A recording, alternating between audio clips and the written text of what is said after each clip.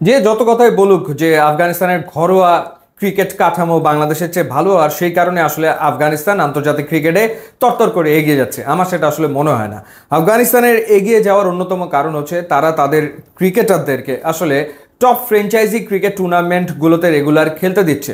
অর্থাৎ Indian premier league, Pakistan super league কিংবা Bangladesh premier league কিংবা বিগ ব্যাশ, সেখানে আসলে আফগান ক্রিকেটাররা গত কয়েক বছর ধরে নিয়মিতভাবে খেলছে এবং সেটার সুফল আসলে আফগানিস্তান ন্যাশনাল টিম পাচ্ছে বলে আমার কাছে মনে হয়। সে কারণেই ওয়ানডে ওয়ার্ল্ড কাপ কিংবা চ্যাম্পিয়ন্স ট্রফি বা টি-20 ওয়ার্ল্ড কাপ, সেখানে দেখা যায় আফগানিস্তান আসলে ভালো পারফর্ম করছে গত কিছুদিন ধরে। কিন্তু বাংলাদেশ এই ক্ষেত্রে ব্যতিক্রম। বাংলাদেশ ক্রিকেট বোর্ড প্লেয়ারদের এনওসি দেওয়ার ক্ষেত্রে গড়িমসি করে এবং খুব একটা উৎসাহিত করে না ফ্র্যাঞ্চাইজি টুর্নামেন্টগুলোতে খেলার ক্ষেত্রে। আর সেই কারণে তাসকিন বার দুয়েক আইপিএলে ডাক পাওয়ার পরও খেলতে পারেনি, কিংবা সাকিব বা লিটন তাদের এনওসি নিয়োগ ঝামেলা আসলে কম হয়নি। এবারও ঠিক একই রকম একটা ঘটনা ঘটতে যাচ্ছে বলে মনে হচ্ছে, কারণ চ্যাম্পিয়ন্স ট্রফি শেষ হওয়ার পর জিম্বাবুয়ে বাংলাদেশ সফরে আসবে এবং তারা দুটো টেস্ট ম্যাচ খেলবে। যেই সময়টাতে দুটো টেস্ট ম্যাচ খেলবে সেই সময়টাতে তো আসলে পাকিস্তান সুপার লিগ শুরু হয়ে যাবে বা চলমান থাকবে।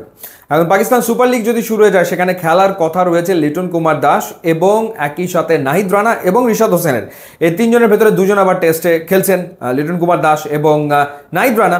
তো সেই ক্ষেত্রে তাদের এনওসি প্রাপ্তি অনিশ্চয়তার ভেতরে আসলে রয়েছে, কারণ জিম্বাবুয়ে আসছে, মহা শক্তিশালী জিম্বাবুয়ের বিপক্ষে টেস্ট সিরিজ বাংলাদেশের জিততেই হবে, সেই কারণে তাদেরকে খেলতে হবে। মনে নেই যে আইপিএল থেকে মুস্তাফিজকে নিয়ে আসা হয়েছিল, চেন্নাই সুপার কিংসের গুরুত্বপূর্ণ ম্যাচ বাদ দিয়ে মুস্তাফিজ চলে এসেছিল বাংলাদেশে, কারণ জিম্বাবুয়ের সাথে বাংলাদেশের খেলা ছিল সেই কারণে। আবার আমরা দেখতে পাচ্ছি ঢাকা প্রিমিয়ার লিগ ক্রিকেটে মুস্তাফিজ খেলছেন না এখন পর্যন্ত, বা তাসকিন এখনো কোনো ম্যাচ আসলে খেলেননি।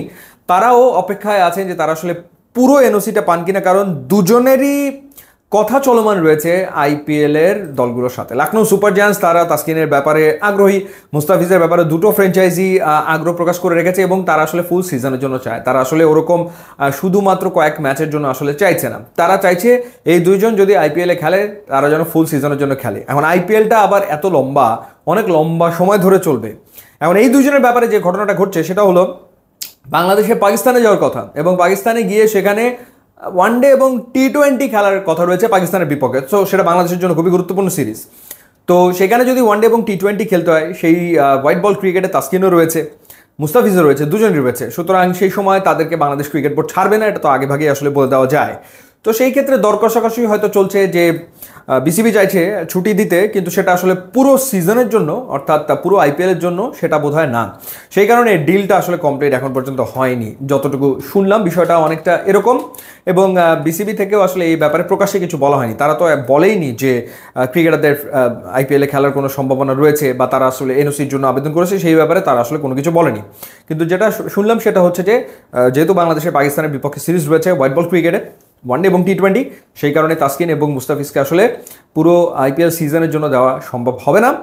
আর নাহিদ রানা আর লিটন কুমার দাসকে তাদেরকে ছুটি দেওয়া হবে, কিন্তু সেটা ডেফিনেটলি ওই টেস্ট ম্যাচ, জিম্বাবুয়ের বিপক্ষে যে টেস্ট ম্যাচ সেইগুলোর আগে পরে, অর্থাৎ ম্যাচের সময় ডেফিনেটলি তাদেরকে খেলতে হবে ন্যাশনাল টিমের হয়ে। সো এই হলো গিয়ে আসলে বাস্তবতা।